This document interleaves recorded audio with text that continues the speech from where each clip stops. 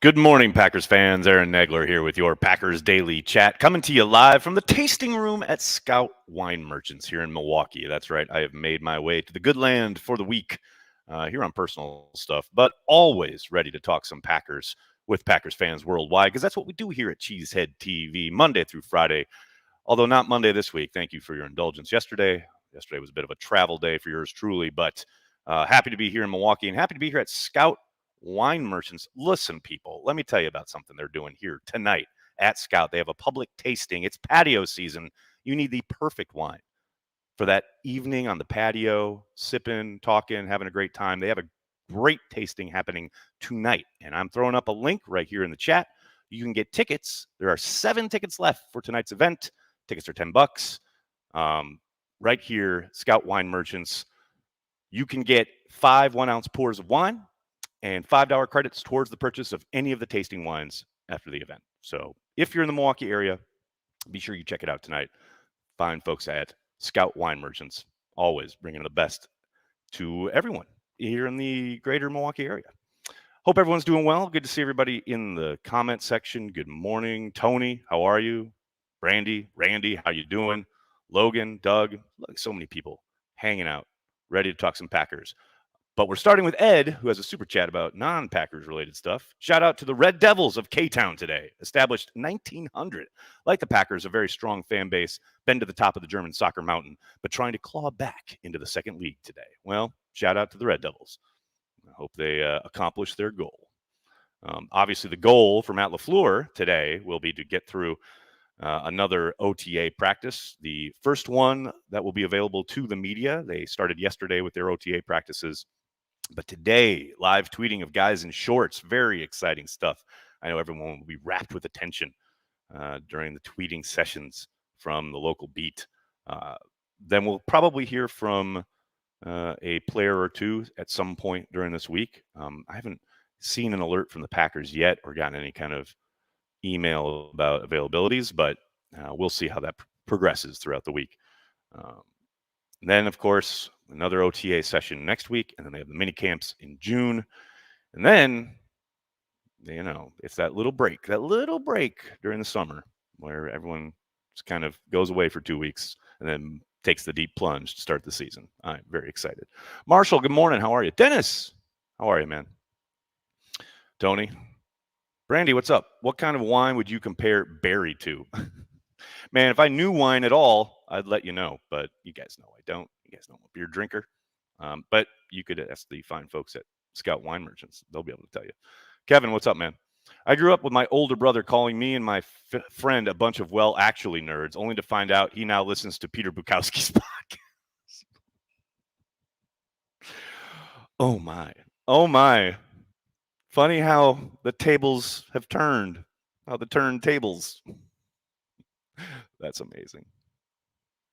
Christian Watson needs to be at least a 3. Danny, I'm so glad you brought this up. I imagine you're talking about the wide receiver group, depth chart, what have you, and how I read this morning from Ryan Wood that the Packers desperately need him to become a number 1 wide receiver. And of course, that is the goal.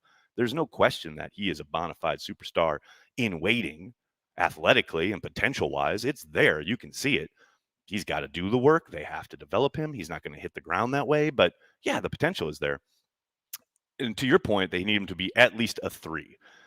When people talk like that, it just sounds like Maddenisms to me. And I understand what you're saying. As far as production goes, his contribution to the offense, he needs to be involved, right? And you would hope significantly. But this idea, especially now that Devontae's out of town, you got a lot of disparate parts here. You got a lot of mixing and matching that's going to be happening, I suspect, throughout the season. And I don't think it's ever going to be, oh, this guy's the 1. This guy's the 2. I just don't see Rodgers and LaFleur operating that way with this wide receiver group. Now, will guys be given more opportunities, some more than others? Yeah, of course. No question. Alan Lazard will be counted upon because of his, relationship with Aaron Rodgers. They have a lot of history together. He trusts him, etc. Knows the offense probably more than he's going to trust and involve Sammy Watkins, at least at first. But that doesn't mean Sammy Watkins won't be a significant contributor at times, because I think he will. But The labeling of the wide receivers, like where they are on the depth chart, 1, 2, 3. Man, I'm just not about that life. I just think it does a disservice to the guys. They're working their ass off. They have to like cobble together whatever they're going to do on offense. And, especially again, now that there's not a single lead dog being the number one, no questions asked, number one wide receiver, I think those numbers are irrelevant. I just think, they are Packers wide receivers, and they're going to contribute some more than others to the entirety of the offense. And I think a big part of it is, we got you diehards know a lot is going to be your want to in the run game. Get you on the field. How do you get on the field? You got to be able to produce when you're, asking Aaron Jones to get outside. You can't be the guy who doesn't block and a 3-yard, what should have been 8 or 9-yard game becomes a 3-yard game because you didn't seal the edge. So much that goes into it that, the number labeling thing just kind of irks me. Not that you're irking me. I totally get what you're saying. Jeff, what's up, man? Thanks for the super chat. I read an article the other day saying Amari looked good so far. Maybe he'll make the year 2 jump. Jeff, I saw that as well. And look, you guys know I am a monster Amari Rodgers fan. I will not stand for slander against Amari Rodgers. I have made that abundantly clear throughout the offseason. But I do think that some of this has been written off of some of the availabilities. I know Jason Vrabel put it out there that he, quote, looks good. And that's all fine. That's excellent. But we have to remember that that quote is taken from a time when they weren't on the field. They've literally been lifting weights and in the classroom. So I'm very excited about Amari. I'm very excited about his potential. And I'm very excited to tell people to stuff it when he starts producing this year and, becomes the player that Brian most likely thought he was going to be when he traded up in the 3rd round for him. But all of that said, I would take with a monster grain of salt anything you hear coming out of 1265 Lombardi, even throughout the offseason. I mean, yes, might he make a play, say, today in practice? Sure. Might it happen tomorrow? Sure. But it doesn't, really, the work doesn't really begin until training camp. And that's when you can start to maybe get a feel for how he's doing. Until then, it doesn't mean a whole lot. So I would, again, I would temper my enthusiasm there. How many players will be on the PUP list to start the season? It's a good question, Butch. I mean, obviously, I think Elton Jenkins is a given. And the question is Robert Tonyan. I know Bill Huber has put it out there that Tonyan is expected to be ready for week 1, but does that mean, is he going to practice at all during training camp? I mean, that'd be surprising. It'd be a pretty quick turnaround from that injury. But not that it's impossible. I mean, he certainly could.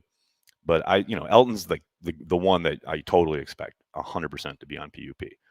And don't forget, once you start on PUP in the start of camp, once you practice, if you come off PUP and start to practice, you can't go back on. So I would suspect, Elton will miss all of camp. The question is Tonyan going to miss all of camp and start the season on the PUP? Per Bill's reporting, I would suspect he will be maybe starting on the PUP and then start practicing at some point during training camp. But we will see how that shakes out. Luke, what's up, man? Good to see you. Cheers, Aaron. Great meeting you last week. I know you're busy. What are your thoughts on the content we got from the Raiders? Or the corner we got from the Raiders. Sorry, I read content. Corner we got from the Raiders. I know Paul Brettel just had a nice article up at Cheesehead TV all about Nixon. You can go read that. I think he's going to be a stalwart on special teams, and anything you get from him on, from scrimmage is going to be gravy. I think he has, a chance to contribute, maybe in the nickel and the dime, probably the dime more than anything else. But I think his main contribution will come on special teams. And that's not to dismiss it, not to diminish it, because God knows the Packers need the help. But read Paul's piece. I think he did a really nice job kind of taking a look at the kid. Brandy, tight end by committee like the running backs? You would have to think so, especially early, right? I think DeGuara will be your main kind of pass catcher. We know what Big Dog brings, even though he's entering his 17th season, which is absolutely crazy to think about. I mean, it's one thing for a quarterback to do it like Rodgers, but it's a whole nother thing where dude is in the trenches, laying wood, taking on defensive ends, down in and down out for 17 years. I mean, hot damn, that's impressive. But yeah, I mean, we know Tyler Davis got the shout out from Gutekunst after the draft. I like him a lot. We'll see how he continues to develop. I think you can't forget about Dominic Daphne. He's, I think, still, especially early while they're trying to bring Tunyon back. I think he's going to have to contribute. Yeah, I mean, there's a mix there. Alize Mack, that's Twitter's favorite tight end. He could contribute. Who knows? We'll see how camp shakes out. But I think definitely. And what's nice about that, yes, would you like a little bit more seasoning there? Would you like a little bit more experience? Some guys with maybe a little bit more production in the NFL?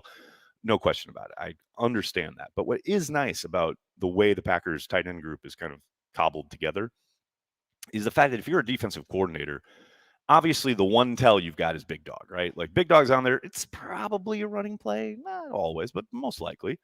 Outside of that, there's no one that you're like, okay, I know exactly what this group means. Like if they put Davis and DeGuara out there, that could be anything, right? So I do like that there's nothing specialized about any of the guys other than Big Dog, where the coordinators can't just, oh, I can play dime now because I know they're going to throw the ball. Something like along those lines. Carl, what's up, man? Good morning. How's Kylan Hill been doing in his recovery? I was really looking forward to seeing him take off last year. He was looking good. I agree. I mean, he got hurt in the same game that Tunyon did, right? So we'll see. I suspect he'll start on PUP. That was a pretty wicked injury. We all saw that. But I'm with you. I was very intrigued. I thought he had an excellent camp. Really looked like they had something. Like they had a player there. We'll see how his recovery goes. But yeah, I would suspect he starts on PUP. But we shall see. Rob, think we keep 7 receivers? Good chance. A good chance. Now, I think a lot of it's going to depend on what transpires in camp on special teams, right? We always talk about it every single year, especially as a young guy. Your pathway to the roster is through special teams, and this year's no different. We know there's going to be more scrutiny on special teams after the disaster that was the playoffs last year. But yeah, I think for that number to make sense, those last 2, even 3 guys got to be able to be maybe not on every team, but most of the special teams units. So much has to play out there, and you never really know. Once camp comes, injuries happen, guys get picked up off the street, maybe a waiver wire claim happens.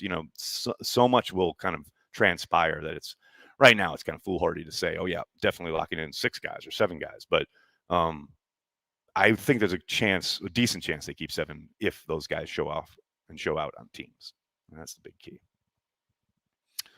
Next one was Bisaccia's guy, wasn't he? Well, you would suspect so, yeah. I mean, there's no question that Bisaccia would have said, okay, this kid's really good, we should go get him.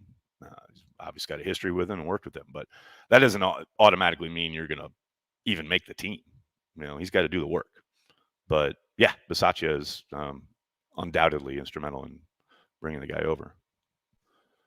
Max, Corey needs to buy you a lighting kit. Alan, what's funny is I have a light over here. See, look there. See, boom. So if I didn't have the light, I would be just dark as hell like this. See, but this, I have a light. Corey's gotten me everything I ever need, but it's just like traveling to Wisconsin with I don't have like a Pelican case to bring along, dude. I mean, if you want to volunteer as an intern and hump gear for me across the country, I would be so down for that. So just let me know. All right. So when I come to Green Bay or Appleton or wherever, I'll count on you to be there with a full lighting kit. This thing fit in my backpack, dude. Chill. And I'm in a tasting room at a wine shop, for God's sakes. You're lucky you can see me. Oz is here. What's up, Oz Osborne? How you doing? If teams will just kneel, fair catch it, and hold opposing returners to fair catches at minimal returns, consider Coach Rich success. Daniel, see, no, I'm done with that. I'm done with that. I know long-time listeners know where I'm going with this. I'm over it. No more. That's been my mentality, and I think most fans' mentality for a long time. And I'm telling you, I think it's not that we've informed the team. Obviously not. But I do feel like the teams have kind of gotten to that point. Just don't screw it up. Just don't screw it up. Just be competent. Just be okay. No. Go out there and make a play. Go out there and change the game. Go out there and be a playmaker. They need a mentality shift. It's been too long since they've had people back there or out there who are like relishing their role on special teams. That's what they need. They need a handful of guys who take ownership of it. And maybe Nixon's one of those guys. But they need a handful of dudes who are like, I am a special teams fucking baller. They need to go make plays. Forget about like, ooh, just don't screw it up. No, done with that. Go make a play. Mama. Where is your portable 3-point lighting kit, Aaron? Yeah, seriously, right? Good Lord. Mm-hmm. Uh-huh. Next, does Green Bay have a canyon of heroes to celebrate this upcoming season's Super Bowl triumph? Well, if it's anything like the time when McCarthy won the Super Bowl, it'll be a freezing January day, and they'll just head into Lambeau, with a full Lambeau field, and freeze their asses off and hold up the trophy and go, peace. That's probably what they'll do. You said it, Nags. You're right, Butch. Marshall, what's up, man? What would be the more lethal combo, Rodgers and Sterling or Favre and Adams? Ooh, ring light fund. My ring light's in my apartment. Y'all are crazy. Rodgers and Sterling. I don't think there's much question there. And that's not to take anything away from Favre or Adams, but I think Rodgers and Sterling would be just absolutely insane. Caleb, does Benkert make the 53 this year? I doubt it. I think he's back on the practice squad. Now, I think a lot will depend on if he balls out in preseason. It makes it a little more difficult to get him through waivers. Maybe he does sniff that 53, but I suspect they'll keep him around on the practice squad, but most likely not the 53. Soder, what's up, man? Good morning. Was in Thomasville, Georgia over the weekend. Local men's store had a run the damn ball hat in their window. Everyone wants on the bandwagon. Well, I think they have that in Indianapolis too, right? I think one of their linemen actually has a clothing line brand, whatever, that features that phrase. So it is ubiquitous, and I want to run the damn ball. So maybe we'll make some Cheesehead TV merch. Have to do it. Man, Sterling in a modern NFL offense is some wistful thought experiment. Michael, you are not kidding. No love for Freeman? Tony, all sorts of love for Freeman. A, wasn't part of the question. B, I love Antonio. Antonio helped bring a title back to Titletown. Forever immortalized. But he's not touching Devontae Adams and Sterling Sharp. Come on now. Love me, Antonio Freeman. Love Antonio. But come on. Nah. Overshadow, what's up, man? Morning. Do we know what street will be renamed for Matt? Also, Romeo is going to be that dude. I'm telling you, man, you guys know I've been talking about Dobbs since the moment he got drafted, basically. Like, I know I'm excited for Watson. No question about it. But there's something special on Dobbs, man. Like, his tape is really exciting. And I'm really, really hopeful that he is going to maybe not surprise some people, because I think Packers fans know all about him and they're, obsessively finding out about all the draft picks. So I don't think it's going to surprise any of them. But I think the NFL could be in for a bit of a surprise with Dobbs. He's got some talent. No question about it. Don't yell at me, Nags. I'm going to yell at whoever I want. No love for Donald Driver. I got nothing but love for Donald Driver. But he's not touching Adams and Sterling Sharp. Come on now. Chris, what's up, man? Good morning. Sorry, just joined, and I haven't been able to pay much attention recently. Is Rodgers showing up for OTAs? I keep somewhat hearing about it. I suspect he'll be in town this week. We'll probably find out today when they're out there on the practice field. If he's there or if he's not. They're going to tweet about it. I suspect he'll be in town this week because I know he's doing the golf tournament with Brady on June 1st. And then he said he would be in town for the mini camp. So I suspect he'll be here this week, take off next week, and be back for mini camp. That's just guesswork on my part. But we shall see later today. Lofton was good. Lofton, Hall of Famer. He's in that conversation. No question. He's kind of the forgotten receiver, I think, in the modern era, especially the Twitter era. People forget how good James Lofton was. I mean, that man was amazing. Just a pity he played on a team with no defense. All right, everybody, I'm going to have to get going. I can't thank you enough for hanging out, talking Packers each and every day, Monday through Friday, right here on the Cheesehead TV social channels. Please do me a monster favor. Hit like on the video. Subscribe to the channel. And don't forget, Scout Wine Merchants tonight, the tasting. They got tickets left. Website, scoutwinemerchants.com. Make sure you check it out. It's going to be a lot of fun. So get your tickets for the wine tasting. Hit like. Hit subscribe, and then tell your friends, tell your family. Cheesehead TV, we are devoted to Green Bay Packers fans worldwide. Thanks a lot, everybody. Have a great day. Go Pack, go.